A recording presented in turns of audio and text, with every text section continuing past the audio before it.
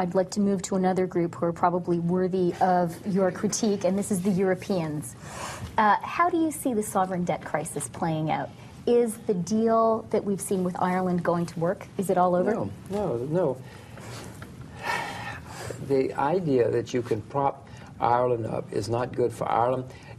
Why should poor, innocent Irish taxpayers suddenly be on the hook for the Irish banks who made the mistakes in the first place?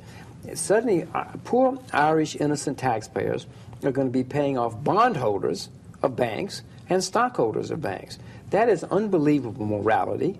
What kind of morality is that? And second of all, it's bad economics. Let them fail. They made the mistakes, let them fail.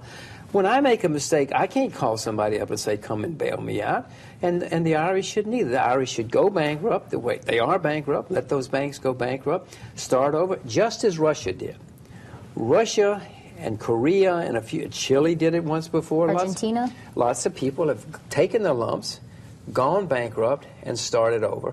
And usually, Scandinavia did it in the early 90s. Then they usually have had a 10, 15-year very, very good period. The Japanese tried it the other way. They refused to let anybody go bankrupt, and so for 20 years they've had 2 lost decades now. You remember the zombie banks and the zombie companies? We're doing the same thing. We're going to have another lost decade or 2. If Ireland took such drastic measures, though, would that be tolerable to the other Europeans, particularly the Germans and the French? I mean, wouldn't their banks suffer, and isn't that part of the story? Remember what an outcry there was when Iceland took that route. Iceland went bankrupt, yes. And you know what's happening in Iceland now? They're booming. I mean, Iceland's having a wonderful time. Iceland's got one of the most vibrant economies in the world right now. When you're bankrupt, you're bankrupt. You can lie about it, you can paper it over, you can do whatever you want to. But it doesn't do any good. It just drags out the pain and makes it worse, as the Japanese have found out. I've just cited several examples of countries which took the pain, started over, and have had a terrific time. The one country which did it the other way, Japan, is still suffering. We're going to still be suffering too in 10 or 20 years, and the Irish will be suffering too if they do it this way. And to the EU, I mean, Ireland's got 4 million people. The EU has several 100 million people. It's not very significant in the big scheme of things. Are we going to see a domino effect? Mm-hmm. Are we going to see Portugal, Spain, they're all going Italy? To be, well, the way they're going right now, they're all going to be bailed out, which is not going to make the system better either. They're corroding the value of the euro, and they're corroding the value of the European community. Now, I own the euro, don't get me wrong. I own the euro as we speak. But this is doing long-term destruction to the euro. I don't expect the euro to be around in 10 or 15 years, and part of the reason is because they keep doing things like this and destroying the value of the euro. So how is that scenario going to play out? Their scenario, the way they're doing the euro is not going to be around in 10 years. How's that going to happen?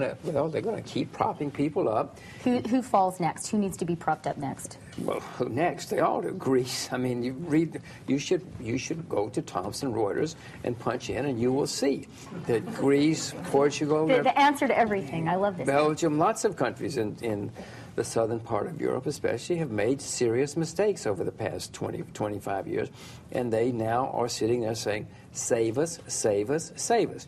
The way it will, and apparently they're going to be saved, the way it will work out, eventually some politician's going to say, you know, we're all really good people here. Our problems only come from Brussels and come from the euro.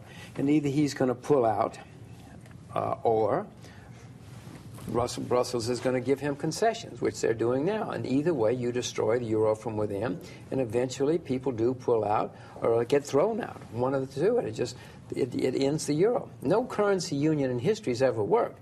This is not the first time people have tried currency unions, I assure you. None of them have ever worked. And what's your time? Well, the United States, you could describe as a currency union. Well, you could it's describe... still kind of working. It's a pretty good country. Well, we'll discuss whether it's working, too. We started discussing that before, whether it's going to continue to work.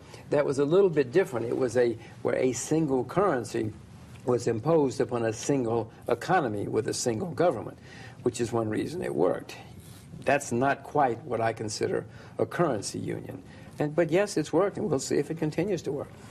On your European endgame, when do you see this really extreme scenario of the euro actually falling apart? Is that a 10-year Extreme? time horizon? What's extreme about it? None of them have ever worked in history. Okay, when's it going to happen? Oh, I said This modest scenario. within the next decade. It could happen sooner. It could well happen sooner, depending on how the world evolves. But certainly with 10 years, there won't be a euro anymore. Now, so why do you own them now? I was going to say, I own the euro. Don't think I'm sitting here saying to sell your euros, because I hope you don't sell your euros. I own it now because there was so much pessimism last summer. Everybody was horribly pessimistic. They were dumping the euro.